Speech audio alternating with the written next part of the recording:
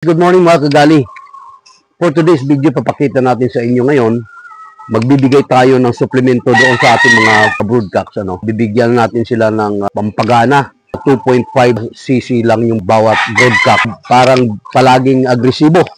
So, sundan nyo lang ako, sandali lang.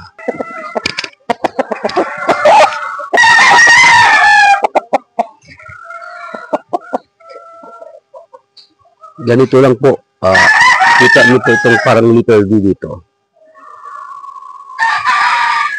Susukatin lang po natin ng 1 inch.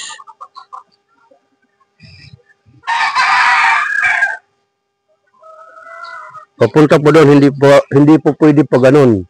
Buto po yun. So, yung direction natin is pa ganun, ano? So, yan. Tapos na po. Kailangan po natin hilutin. Kakalat naman yung suplemento nila sa katawan.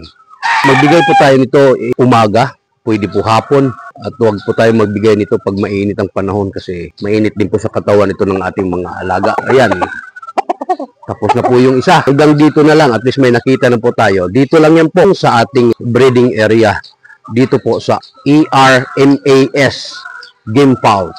Thank you, magandang umaga ulit.